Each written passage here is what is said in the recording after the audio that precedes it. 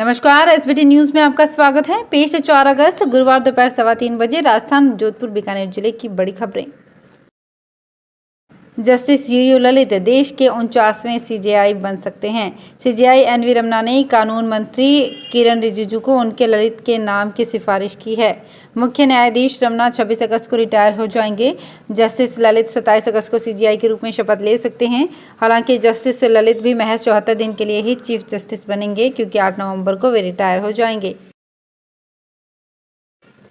उदयपुर में बरसात का चौथा दौर शुरू हो चुका है। पिछले 24 घंटे में उदयपुर के कई इलाकों में अच्छी बरसात देखने को मिली है। इससे एक बार फिर उदयपुर के बाहरी इलाकों में नदियां और नहरें चल पड़ी। वहीं बरसात के चलते कोटा में एक प्राथमिक स्कूल का भवन गिर गया। जिस वक्त भवन गिरा उस वक्त स्कूल में बच्चे नहीं थे। ऐसे में किसी को जान का नुकसान नहीं हुआ। हालांकि स्थानीय लोगों का कहना था कि स्कूल में काफी समय से पानी टपक रहा था। इधर पिछले 24 घंटे में उदयपुर शहर में 10 mm बरसात हुई। 24 घंटे में सबसे ज्यादा 50 mm बरसात ओगड़ा में दर्ज की गई। कांग्रेस मुख्यालय तथा पार्टी के शीर्ष नेतृत्व के आवासों पर एक दिन पहले हुई पुलिस घेराबंदी, महंगाई तथा अन्य मुद्दों को लेकर पार्टी के दोनों सदनों के नेताओं की संसद की कार्यवाही शुरू होने से ठीक पहले आज संसद भवन में राज्यसभा में विपक्ष के नेता मल्लिकार्जुन खड़गे के कक्ष में बैठक हुई। बैठक में राज्यसभा में विपक्ष के नेता मल्लिकार्जुन खड़गे, लोकसभा में पार्टी के नेता अधीर रंजन चौधरी, पार्टी महासचिव केसी वेणुगोपाल और संचार विभाग के प्रमुख जयराम रमेश सहित पार्टी के कई सांसदों ने हिस्सा लिया। मुंबई में गुरुवार सुबह तेज बारिश हुई है। कई जगह जल भराव की स्थिति है, जिससे लोगों को कई तरह की परेशानियों का सामना करना पड़ रहा है। अंधेरी में तेज बारिश के बाद सबवे में पानी भर गया। एहतियात के तौर पर कुछ देर के लिए सबवे को बंद कर दिया गया। फिलहाल बारिश रुकी हुई है और बाइक सवार जबरदस्ती सबवे को पार कर रहे हैं। मुंबई में 5 से 6 अगस्त को भी भारी बारिश का अलर्ट जारी है।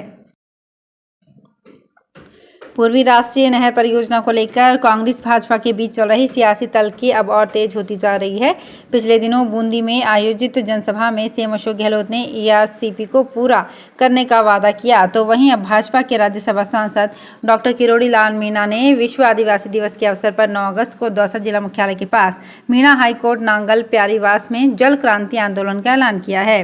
जनसभा में राज्य सरकार से ईआरसीपी प्रोजेक्ट की संशोधित डीपीआर केंद्र सरकार को भेजने की मांग की जाएगी।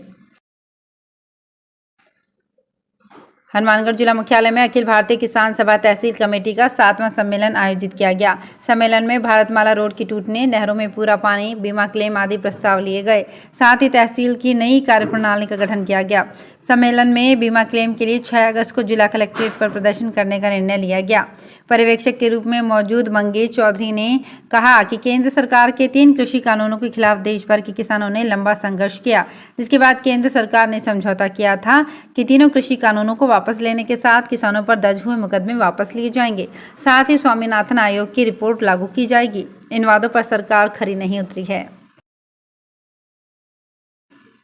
योग गुरु बाबा रामदेव ने एक बार फिर से आधुनिक चिकित्सा विज्ञान पर सवाल उठाए हैं। उन्होंने एक कार्यक्रम के दौरान कोरोना वैक्सीनेशन पर कहा कि बूस्टर डोज लगने के बाद भी अगर किसी व्यक्ति को कोरोना होता है तो ये मेडिकल साइंस का फेलियर है।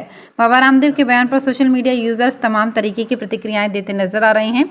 हरिद्वार में एक कार्यक्रम के दौरान बाबा रामदेव ने कहा कि समय के साथ दुनिया के लोग जड़ी बूटियों की ओर लौट रहे हैं।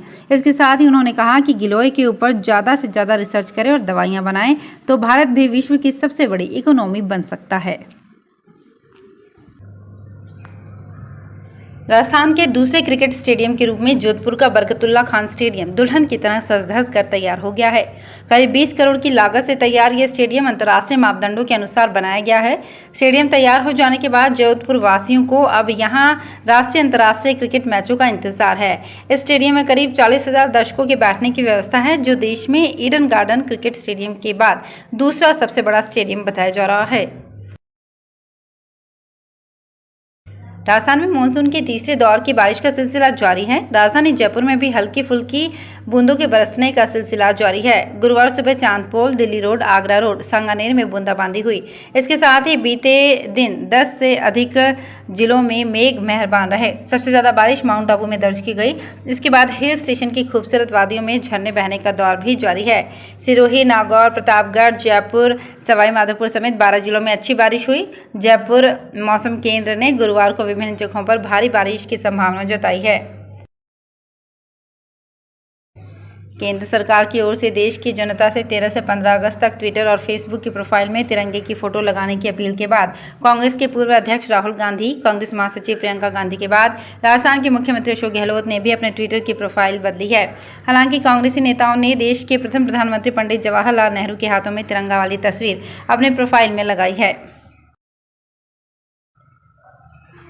राजस्थान के स्वास्थ्य मंत्री बरसाती लाल मीणा के अभियान को बुधवार शाम सफलता मिल ही गई। राज्य भर के 26 सीएमएचओ एक साथ बदल दिए गए। सीएमएचओ की योग्यता रखने वाले डॉक्टर से आवेदन लेने के बाद बाकायदा चयन करके 26 जिलों में फेरबदल कर दिया गया है। बीकानेर के सीएमएचओ डॉक्टर बीएल मीणा को एक बार फिर यहां से हटा दिया गया है। डॉक्टर मीणा को पहले भी हटाकर हनुमानगढ़ के सरकारी अस्पताल में चिकित्सा अधिकारी के रूप में लगा दिया गया था, लेकिन इस बार उन्हें दौसा भेज दिया गया है। वहीं बीकानेर सीएमएचओ पद पर डॉक्टर अबरार पवार को लगाया गया है। डॉक्टर अबरार वर्तमान में फोर्ट डिस्पेंसरी में चिकित्सा अधिकारी के रूप में काम कर रहे हैं। सावन मास के आखिरी दिनों में एक बार फिर से मानसून के बादल बरसेंगे। इससे पहले राजस्थान में जुलाई के महीने में 66 वर्ष बाद सर्वाधिक बारिश रिकॉर्ड की जा चुकी है। अगस्त में भी अच्छी बारिश की संभावना जताई जा रही है। पश्चिमी राजस्थान में बादल बारिश का मौसम बनने लग गया है। राजस्थान हाईकोर्ट ने फलौदी पंचायत समिति की ग्राम पंचायत बावड़ी कला के सरपंच भैरू सिंह राजपुरोहित को निलंबित करने के सरकारी आदेश पर रोक लगाते हुए उन्हें पूर्व की भांति सरपंच पद पर कार्य करने के आदेश जारी किए गए हैं। राज्य सरकार ने 8 जून को सरपंच भैरू सिंह राजपुरोहित को निलंबित करने का आदेश जारी किया था। इस आदेश को सरपंच राजपुरोहित ने हाईकोर्ट में चुनौती दी थी। राजपुरोहित के अधिवक्ता का कहना था कि सरपंच को कार्मिक विभाग के जिस परिपत्र पर निलंबित किया गया है वो पंचायत राज संस्थाओं के सदस्यों अध्यक्षों को निलंबित करने के संबंध में लागू नहीं होता है तथा पंचायत राज अधिनियम के अनुसार बिना जांच के निलंबित किया गया जो अवैध है। बीकानेर में पुरानी जेल की जमीन पर 200 करोड़ रुपए की लागत से सबसे बड़ा मल्टीपल कॉमर्शियल कॉम्प्लेक्स बनाने के लिए EOI जारी की जाएगी। अगर किसी भी फर्म ने इंटरेस्ट नहीं लिया तो UIT बैंक से 20 करोड़ रुपए का लोन लेकर काम शुरू करेगी। प्रशासन ने शहर के बीचों बीच पुरानी जेल की बेशकीमती जमीन पर 200 करोड़ रुपए की लागत से कॉमर्शियल कॉम्प्लेक्स की योजना बनाई है, जिसके 3 टावर में 1791 दुकानें होंगी। एंटरटेनमेंट जोन अलग से होगा। इसकी DPR तैयार हो चुकी है और अब एक्सप्रेशन ऑफ इंटरेस्ट जारी करने की तैयारी है। बीकानेर में यातायात नियमों की अवहेलना पर चालान कटने से नाराज स्कूली वाहन चालक बुधवार को अचानक हड़ताल पर चले गए।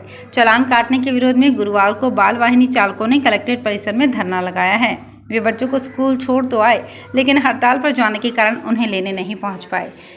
इससे 4000 से ज़्यादा बच्चों और उनके परिजनों को परेशान होना पड़ा। स्कूल से सूचना मिलने पर अभिभावक उन्हें लेने पहुंचे।